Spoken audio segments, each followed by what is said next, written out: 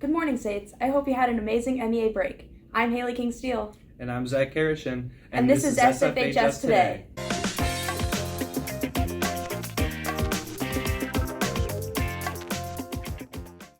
In world news, on Monday, October 23rd, the death total for the Gaza Strip from the Israel-Gaza war has reached 5,000 due to Israel issuing hundreds of strikes overnight towards the Gaza Strip. In response to this, President Joe Biden and Israeli Prime Minister Benjamin Netanyahu met and agreed that there would be a continuation of critical aid to defend our people and our allies, according to the Washington Post. In school news, on October 18th, the National Honor Society hosted a blood drive at the school. Reporters spoke to participants on the scene to find out more about how the event went. It went really well. The donation process went by a lot faster than I thought it would, with checking in, and the actual donation process was 20 minutes, and I thought it was going to be a lot longer than that. I would say it was quite successful. We had 85 slots and we collected, I think, 61 units of blood, so that was a good start to our blood drive this year. This is my second year doing the blood drive and the third one that I've volunteered at, and I've donated at 2 of them. So we will have another blood drive in the spring, so you can for sure sign up for that. And we also go with the United Methodist Church over the Christmas break, so you can sign up for that. This time around, it's been a little rough, but that had not happened before last time, so don't let that discourage you from donating blood. You can always just hop on redcross.org and see if there's a local blood drive near you. I highly recommend that you donate if you're considering. It saved 3 people's lives just from one donation. They just sterilize your arm and they stick a needle in your arm and you can't even feel it. It's just the slightest little, not even a bee sting kind of feeling. Save some lives and donate blood. Thanks for that important information about the blood drive. Hey, have you ever given blood before? Only to my doctors. I'm too squeamish. How about you? No, I've always wanted to, but I'm not eligible. Meanwhile, on Wednesday, the SFHS Media and the Lance Yearbook went to the State Journalism Convention at the University of Minnesota. SFHS Media came home with 2nd place in state for its broadcast program and 6th place for its website. Reporters Nola and Trinity had the opportunity to speak with some of the keynote speakers, including KARE 11 reporter Morgan Wolf. Here's more on the story. Now more than ever, journalism matters. It matters on the world scene, the national scene, and most definitely in the local scene, your high school. It is my pleasure to introduce Jonathan Falk from the Student Press Law Center to join us today. Can you tell us a little bit about the New Voices legislation? What New Voices does, it empowers you all. It explicitly says that student journalists are in charge of their own content. They're able to make those calls. How can administrators and school board work for educational solutions instead of turning to censorship? So they can inspire some of that greater conversation. But even though that is the context, being able to say, all right, let's calm down. Let's have a conversation. Instead of censoring these students, let's have them publish what they're going to publish that is not going to cause a substantial disruption of the educational process. Glenn Morehouse Olson also spoke briefly on our school's experience with censorship resulting in the use of SPLC. Originally a photo was to be placed here but was censored by the administration. We got the chance to speak with Morgan Wolf about her experience as a reporter for one of the biggest news channels in Minnesota. What was your favorite story to cover? My Wednesday waving ladies. When I heard about a group of retired older women that meet every Wednesday, they get coffee, and then they sit on a bench at a roundabout and they wave, I was like, great, sign me up.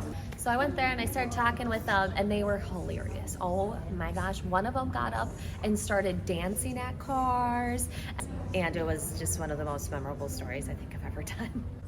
What was your least favorite story to cover? I think about times when I was in Wisconsin and it was actually a tornado warning at night. And I was so scared. It's hard because it's such an important story to talk about, severe weather especially. Do you have any advice for high school students covering stories or wanting to go into journalism? Ask a lot of questions, get some internships, always be open for feedback, and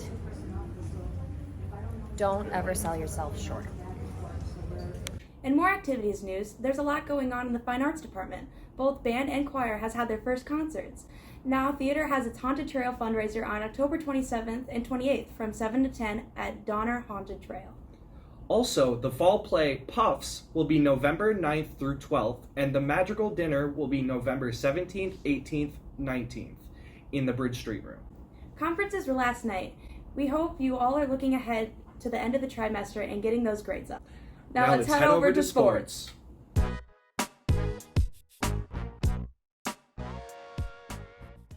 Hey Saints, I'm Big Tuck. And I'm Tyler. And this is Sports.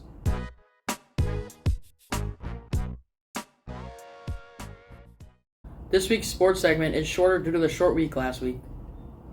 In school sports news, the Fighting Saints took on Brainerd last Wednesday.